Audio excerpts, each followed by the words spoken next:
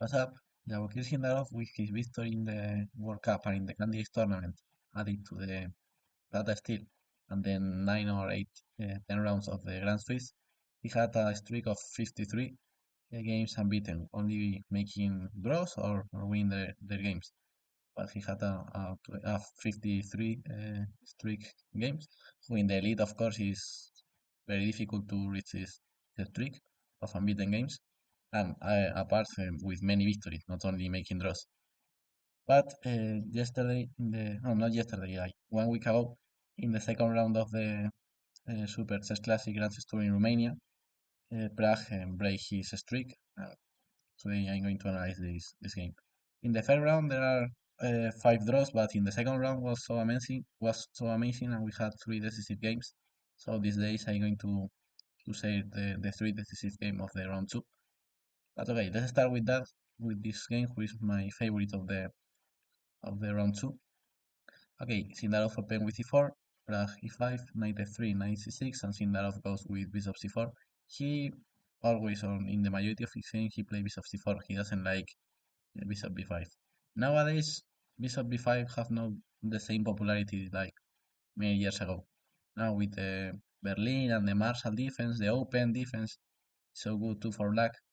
And many elite players are choosing more quiet game with bishop c4, bishop c5, c3, knight f6, and here instead of the quiet move d3, going for a normal Italian, he prefer he came with an idea of d4, he takes d4. Here, for example, we have this move that I employ many times in the past in 2022. I used to employ this move always. He takes d4, bishop b4, and here we can play or knight c3, knight d2, or bishop d2. The knight c3 and bishop d2 are the two main moves. Here, this is another possible way to sacrifice the pawn, and bishop d2 is the main move. Just going for this position, who is equal. But I have many games with in this position.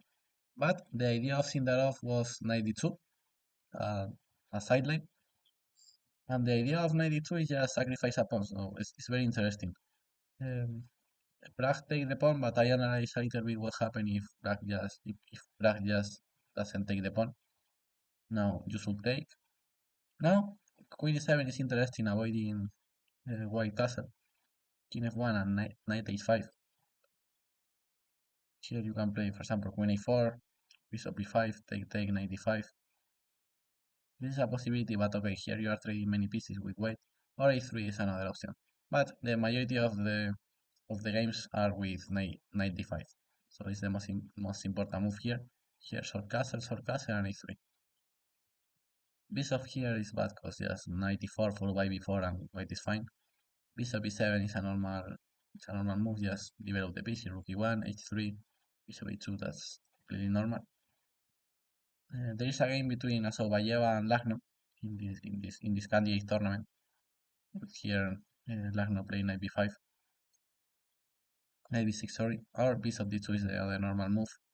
There is a game between Sindarov and Magnus Du, so it's not the first time that Sindarov employed this idea.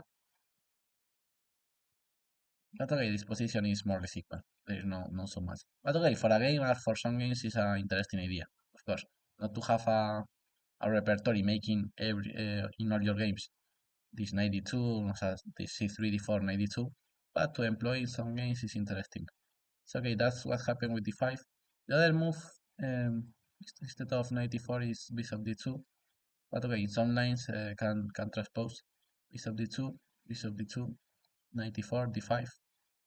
Here, if knight d4, this is like the game, and if 97, bishop b4, d6, or castle, rook e1.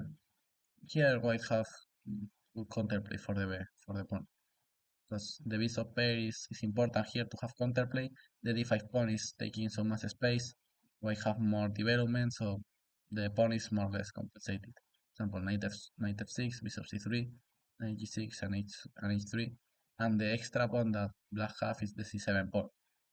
We see that it's not a very important pawn in the game now for the moment.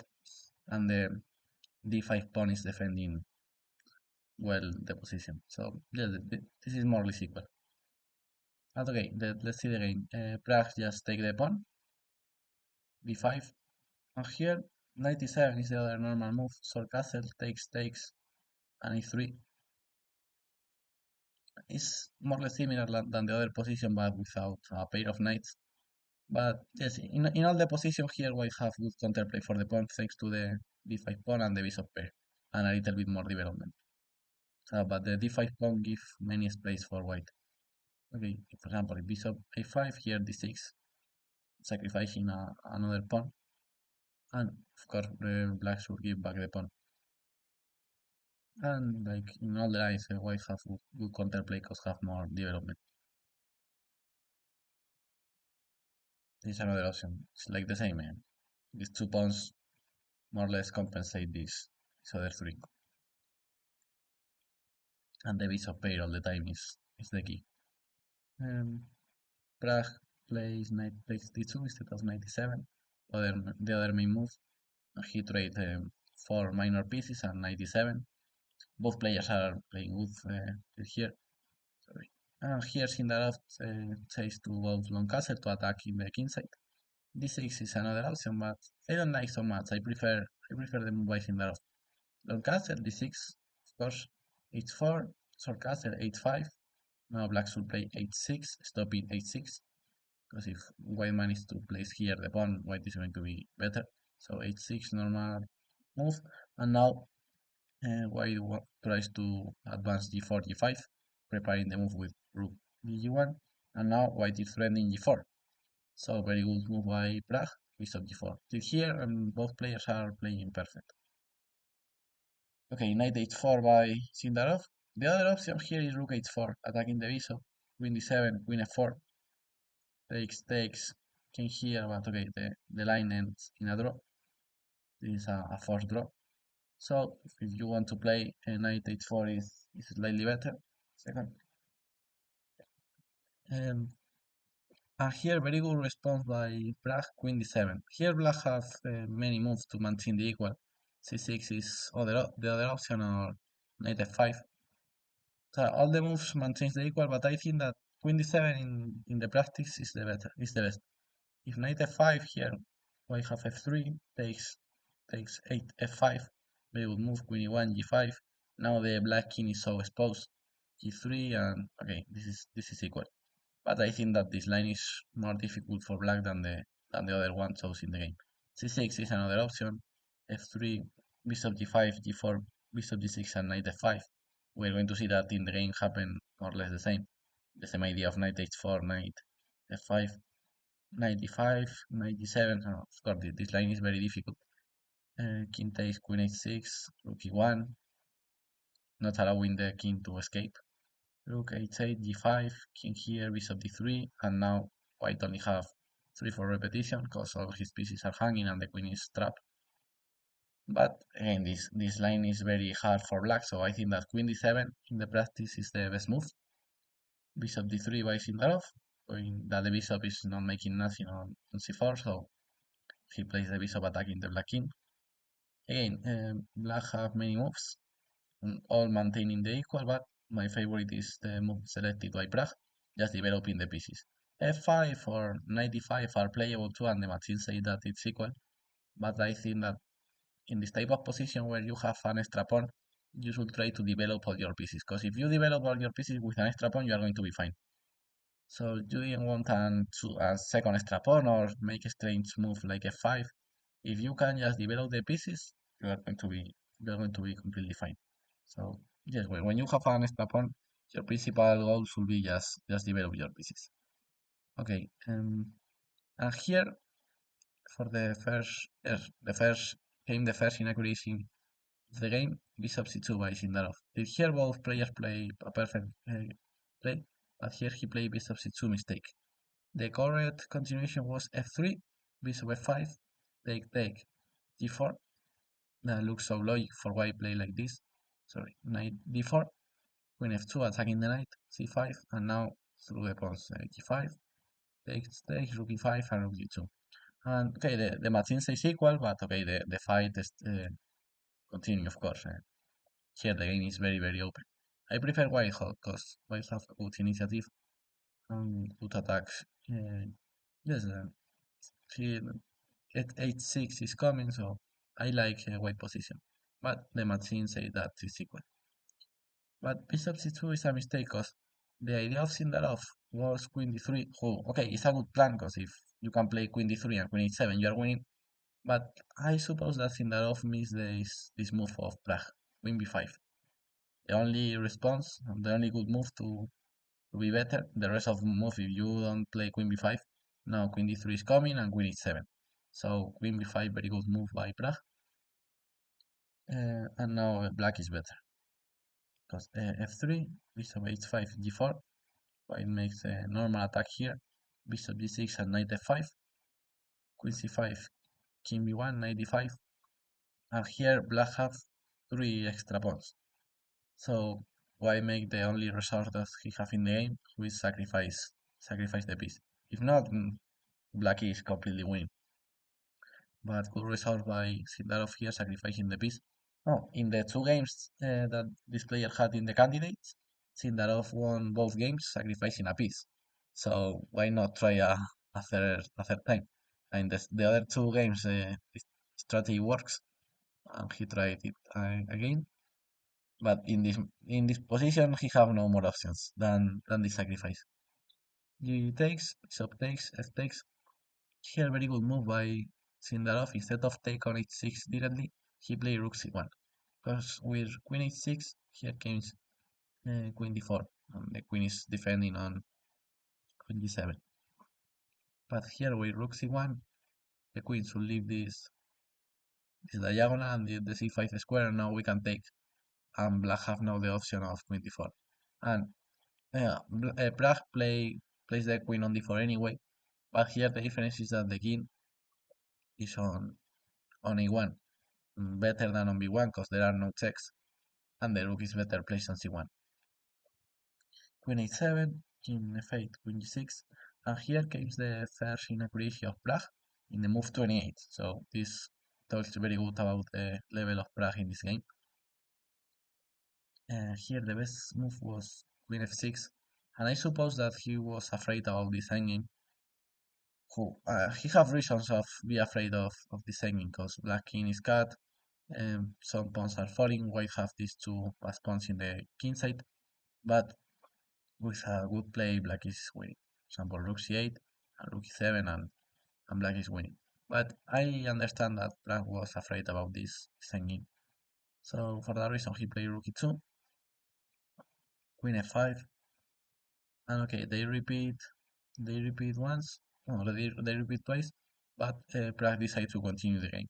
Here, watching what happened in the candidates, where Sindarov beat Pragg in both games with a piece down, would be logical for Pragg to just accept the draw, but he, yes, he calculated well and he decided that he can still play.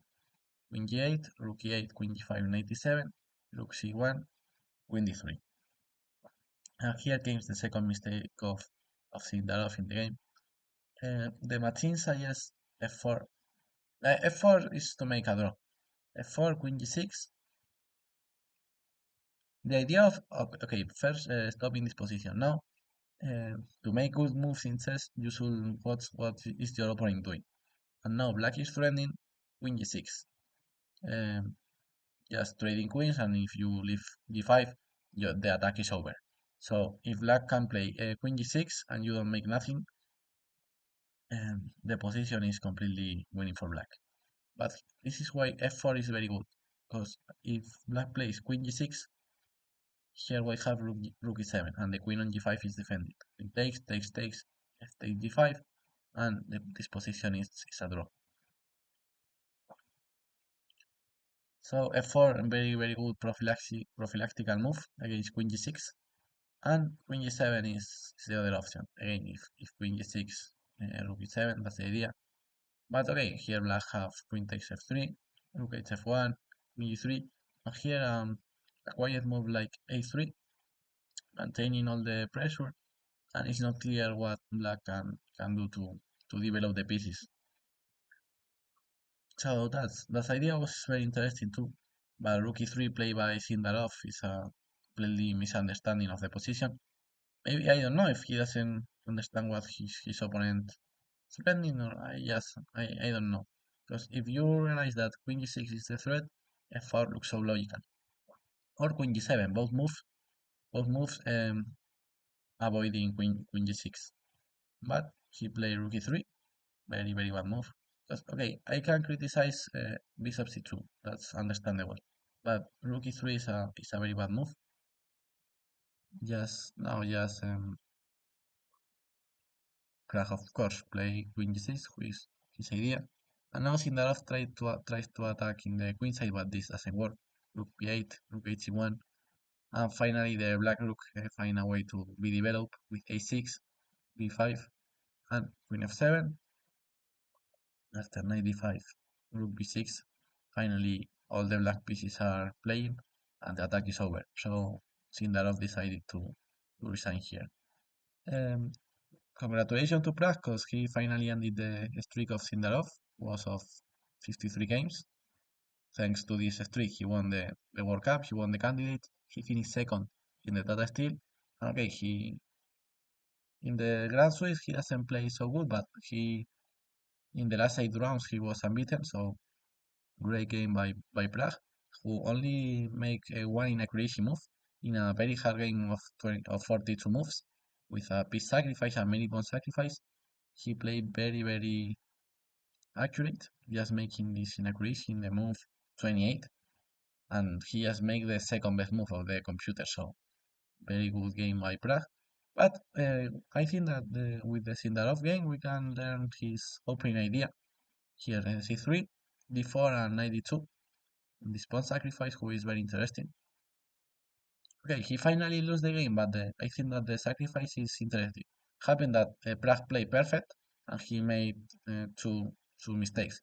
I know during all the game they play all the best move, except of one inaccuracy by Pragg and two mistakes by Sindarov.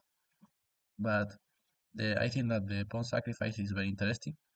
So here you have this opening idea and this victory of Pragg against Sindarov. In the second round, we had another two decisive games. One in the night or between Batjer Lagraf and I don't remember now who, Batjer and Firuza.